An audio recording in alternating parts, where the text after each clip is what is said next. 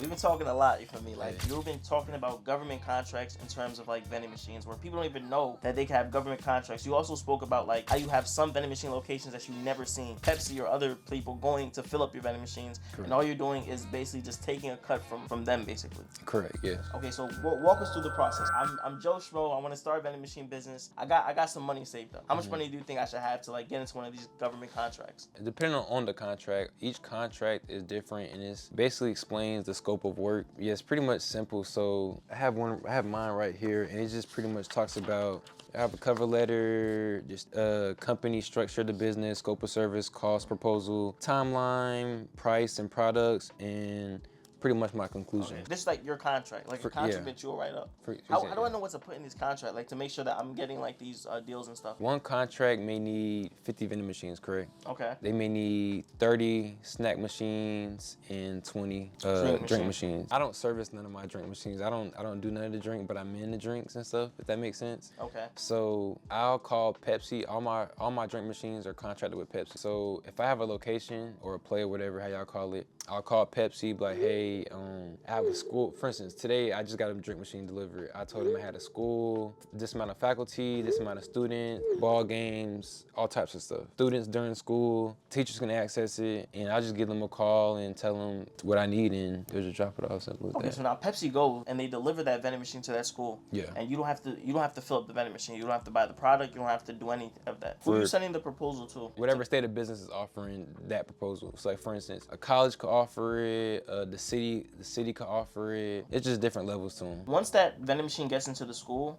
what since you don't have to do any of the work, like what is like the percentage that Pepsi takes? Like what's the percentage that you get? Their highest drink is $4, and we on all our drinks we do a 70-30 split. The highest drink in the machine goes for $4, so you can think 70% of that is about $2.40. That's the highest I can make off a drink profit-wise without having to go to location. If it's like $1, let's say it's like 70 cents. Oh no, the lowest drink is $2. Oh, lowest drink is $2. Yeah, so it's like $1.30, $1.20, something like that split. What do you have to do on the back end to make sure like everything is like running smoothly? Since they're like front loading like all the work. Like what are you doing are you honestly handling nothing. Customer service? Like honestly nothing. If anything, because that's what your job is as a subcontractor, and if you can't fulfill that job, then I'll just have somebody who can. So if anything goes wrong with it, employee calls or somebody from the business calls, hey, nobody's coming out and servicing the machine, or the machine's down, nobody came, I'm calling Pepsi directly. And like I said, simply we would have just somebody else come do the work. Where am I going to find these deals and stuff? Where am I going to find them? Really just research. I'll just sit up government contracting in such and such state,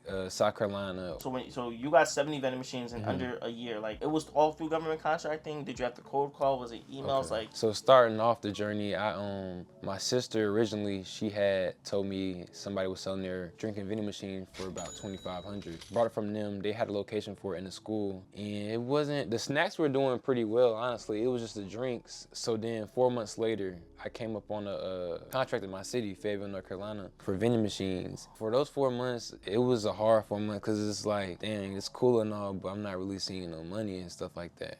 Like I said, 4 months later, a contract came up on me and I bid on it. I won the contract. It was for like. So when you say you bid on the contract, is it like I'm sending out my offer? So when I write out my proposal, like this contract that you have, is like I'm just sending out my offer to that company? Yeah, that's correct. And a lot of times it's the best number. Who has the best percentage? So Nate could be 15%, Donald gives 20, and I give 25. Whoever has the best number awarded, that's who wins the contract. For someone starting out, like how much money do you think that someone needs to like get into like a government contract with vending machines to start? Realistically, $17,000.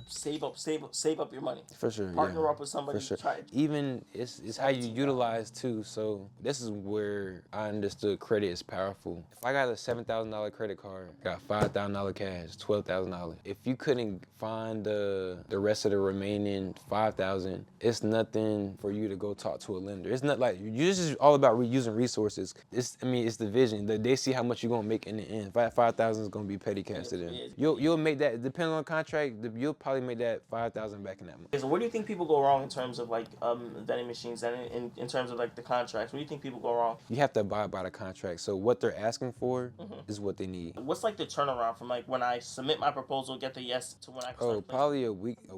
2 max, if anything, because mind you, these are all dates that you have to act fast accordingly to. Oh, the contract might last 2 weeks, so you have 2 weeks to. Well, no, they give you time. So, Oh, okay. so you may have a contract that start August 1st, but the submit date may be April 14th, and the awarded day maybe a week or two later. So they give you 3-4 months to get your stuff together, and then you're locked in for your contract for the next 4 or 5, how many years it is. Okay, so let me ask you this: do you think that contracts is a better approach than like cold calling? Better approach than like actually going to? Oh, for sure, for sure. So I look at it as like they're literally throwing money out there, like money at you out there. You just gotta go You get just gotta it. go and grab it. Like when I tell you, I could sit this like I told you earlier, I could sit up and write this contract in a few hours, put my percent, and done. That's $1 million. How does someone get contracted by Pepsi? Like, how does that process look like to be able to have Pepsi as I guess you're the main contractor. You're a general contractor. Main contractor, yeah. How does that work? Is there someone you have to apply to get the machines? I know like a bunch. It's just calling. Call corporate. Call the corporate. So I call Pepsi corporate number, and then I'll just hey I have this location. Yeah, that's Would all. you be a subcontract for the location? That's it. Is there any paperwork that you need? Is there any like Just an agreement form. how many states do you have your vending machines in right now?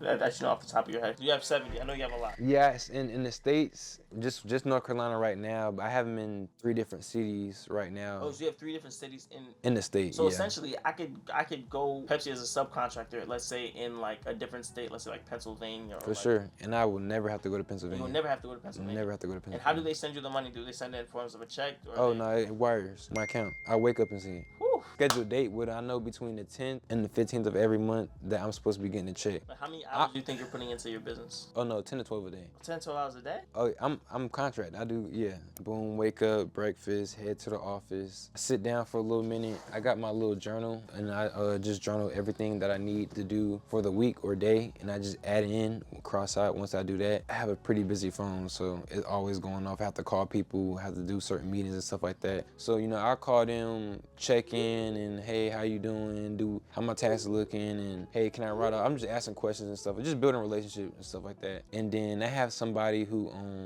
man, he does all my like paperwork stuff, if that makes sense. You pay a guy to do that? And I don't have to pay him now. Oh, okay. These are all my snack locations. So Those are all your locations? yeah, for snacks. Okay, so what is it? What's it? Can we open one of the folders? Like, Yeah, what's for inside sure. the folder? So everything about my company is detailed. I play by the book, so especially I'm old school with it. So even with the latest technology we use and got, I like my stuff handwritten. Like, So you can actually like see it. yeah, cause you can't beat this. Okay, The like a technology, like a snack, it may say it's 8 Fritos in the machine. I get to the thing, but it's 6 in the machine. You get what I'm gotcha. saying? To make it easier, I take a picture of the machine and write all the MDB codes down. Oh my And if I want to change it, I'll just take a picture and then add a new one, redo it.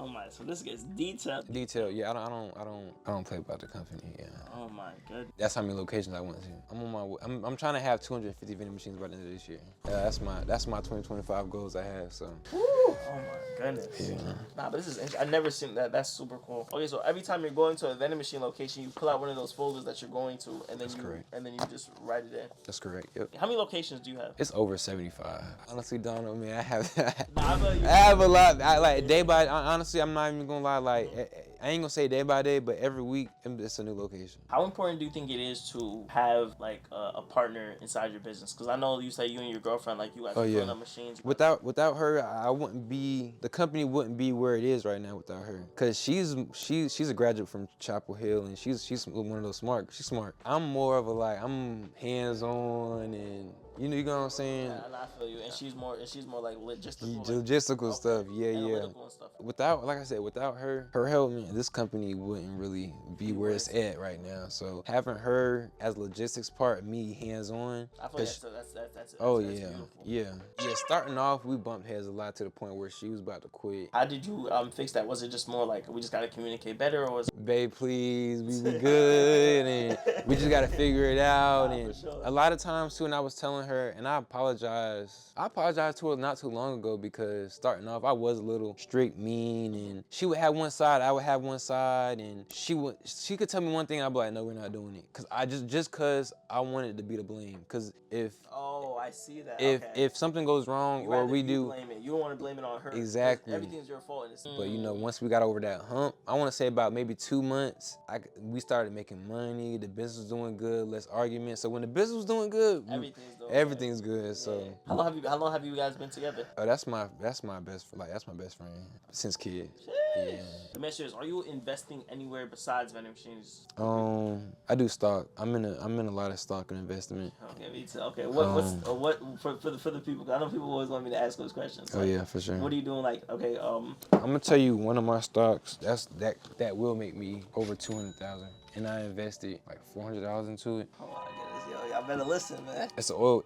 Okay, ticker symbol GUSH. It's an oil company Okay, it's $24. right now, and so I bought it at $24 Yeah. and 87 cents, right? And I bought 84 shares of it. So you do the math, 84 times that at 24.87. It's $2,097. I invested $2,097 in a gush. 1.5 million. 1.5 million. But I guess this is like a long-term play then. Yeah, Probably for like sure. The next 5-10 years. And stuff. I will pull out and invest in real estate and get me like a condo or something. I would do like a Multifamily for sure, like a 12 unit, and have them generating $1,100 a month, 2-bedroom, 2-bath. You get about $1,100 for that around this area at least. So if you do $1,100 a month times that, if you got 12 tenants, that's $13,000 monthly. And then times that by 12, it's almost like.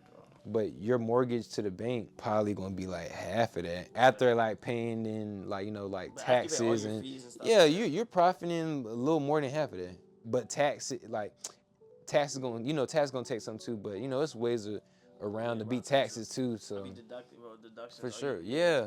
That's a play. What? For sure. Well, I write off everything I do.